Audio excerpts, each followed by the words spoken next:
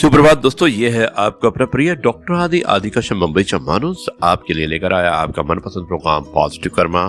Episode number है 1117 और आज का शीर्षक है स्वर्ण का मोह, यानी कि सोने का लालच। शुरुआत करता हूं इस कहानी की कुछ इस प्रकार। दोस्तों, एक समय की बात है, स्वर्णगिरी नामक नगर में एक स्वर्ण प्रेमी राजा राज करता था।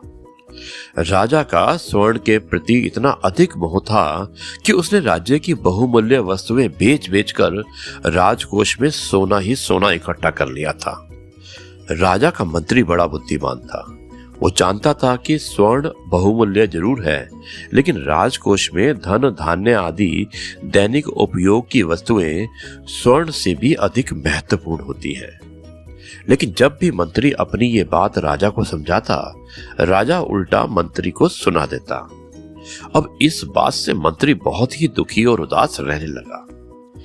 एक दिन रात में मंत्री ने सपना देखा कि राज्य के चारों ओर सोना ही सोना है, लेकिन लोग भूख से मरे जा रहे हैं। अचानक ही मंत्री की आंखें खुली और उसने फिर से सोने की कोशिश की, लेकिन वो करवटें ही बदलता रह गया। उसे नींद नहीं आई।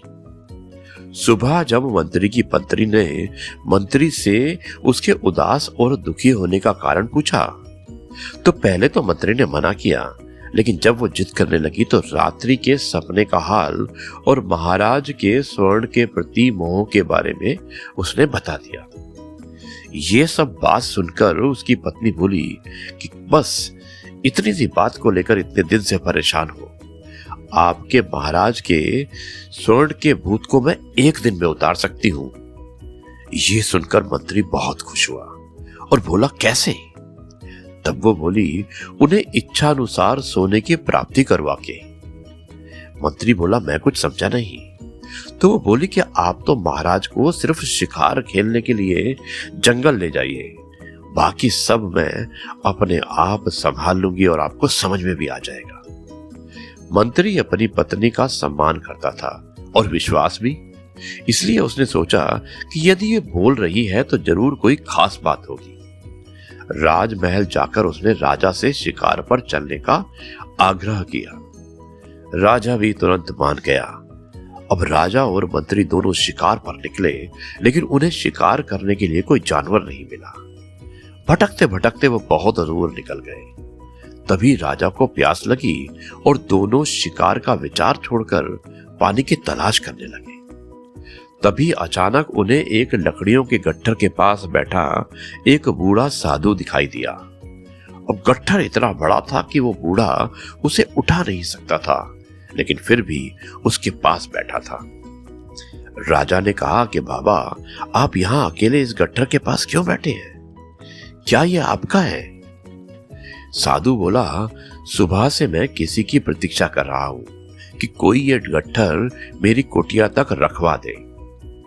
राजा ने सोचा कि इस साधु की कुटिया में जरूर पीने का पानी होगा, इसलिए राजा और मंत्री दोनों ने साधु का गट्ठर उठाया और बोले कि चलिए बाबा, आपके इस लकड़ी के गट्ठर को हम रखवा देते हैं। कुटिया में घुसते ही राजा ने पानी के बारे में उस साधु से कहा कि मुझे प्यास लगी है, और साधु ने पीने का पानी देते हुए कहा कि राजा, तुमने मेरी मदद की है, इसलिए तुम जो चाहे सो वरदान ले लो।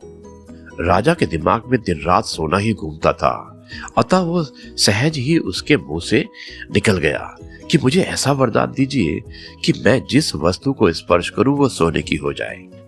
साधु ने एक बार और पूछा, क्या तुम सच में ऐसा वरदान चाहते हो? राजा बोला, हाँ महाराज, मैं ऐसा ही वरदान चाहता हूं। साधु ने कहा, तथास्तु। सुबह सूर्य की पहली किरण के साथ तुम जिस भी किसी वस्तु को स्पर्श करोगे वो सोने की हो जाएगी। राजा ये सुनकर बहुत खुश हुआ।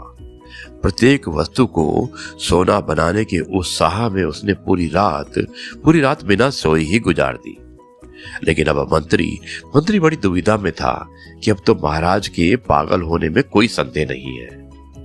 ऐसा सोचकर वो अपनी पत्नी पर मन ही मन गुस्सा हो रहा था और इधर इधर प्रातःकाल राजा ने सूर्य की पहली किरण के साथ अपने पलंग का स्पर्श किया तो पूरा सोने का हो गया। राजा बहुत खुश हुआ और दौड़ दौड़ कर पूरे महल की दीवारों को सोने की बनाने लगा। महल सोने से चमकने लगा। तभी राजा को अपनी नन्ही सी राजकुमारी दिखाई दी और खुशी के मारे राजा ने उसे बाहों में ले लिया।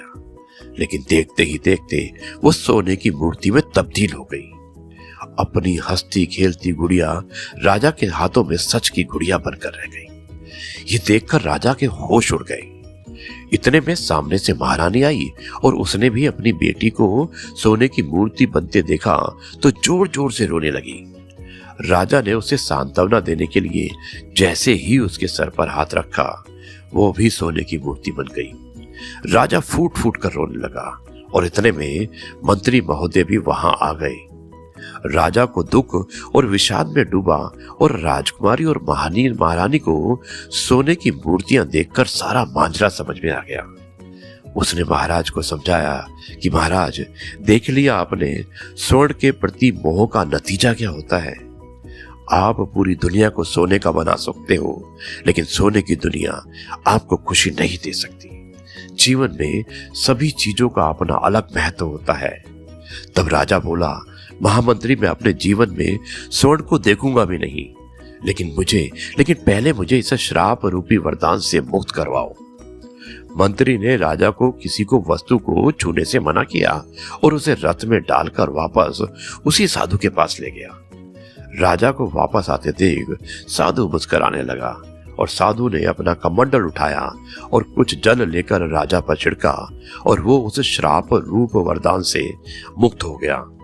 साधु ने राजा को कमंडल राजा को दिया और कहा कि वरदान से सोना बनी जिस वस्तु को वापस उसके वास्तविक रूप में चाहते हो, उस पर ये जल छिड़क देना, वो स्वर्ण के श्राप से मुक्त हो जाएगी।